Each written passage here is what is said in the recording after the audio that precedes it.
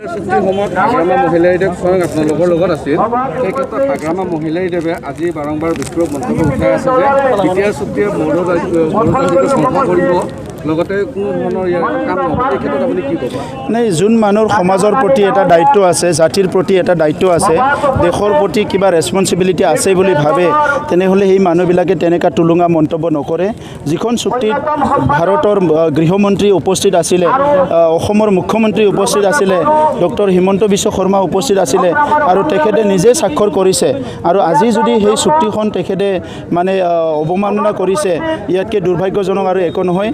গতিকে তেনেকুৱা ব্যক্তিবিলাকৰ কাৰণে আজি সমাজখন আগুৱাই যাব পৰা নাই। তো সেইকাৰণে তেনেকুৱা ব্যক্তিৰ কথা মই বেছি ক'ব নিবিচাৰোঁ।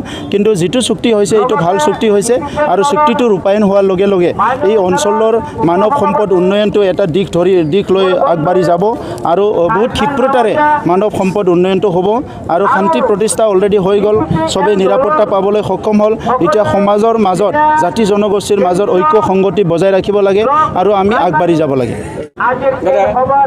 এটা সৰব চৰ্চা চলিছে ৰাইজৰ মাজত যে বিজেপিৰ মাজত আপোনালোকৰ গোপন মিত্ৰতা হৈছে, এই সন্দৰ্ভত আপুনি কি ক'ব?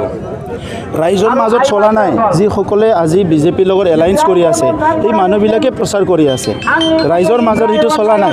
ৰাইজে গম পাইছে যে UPPLয়ে এইবাৰ চৰকাৰ গঠন কৰিব আৰু পৰিৱৰ্তনটো UPPLহে আনিব পাৰিব। 17 বছৰত যিটো BPFে কৰিব নোৱাৰিলে, এই কামটো যদি কৰিব লাগে সমাজ উন্নয়নৰ কাৰণে, অঞ্চল উন্নয়নৰ কাৰণে, এইটো UPPLহে কৰিব পাৰিব। এইটো ৰাইজে অলৰেডি বুজি পাই গৈছে। গতিকে কিছুমান মানুহে যিবিলাকে ৰাজনীতিৰ অংকবিলাক তেনেকুৱা তেৰা বেকা কৰি ভাল পায়, মানুহক বিভ্ৰান্তিকৰ এটা সৃষ্টি কৰি ভাল পায়, সেই মানুহবিলাকে এই কথা কৈ আছে।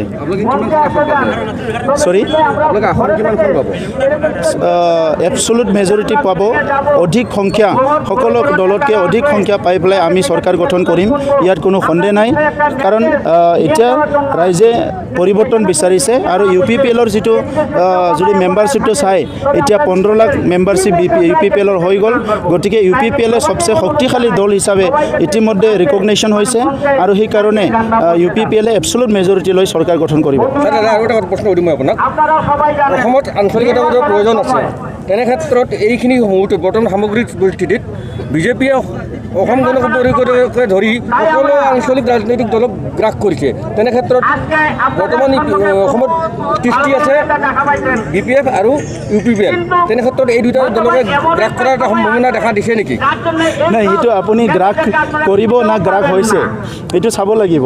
আজি আপুনি কৈছে কি বিজেপিয়ে চব দলকে ইয়াতে মানে গ্ৰাস কৰিছে।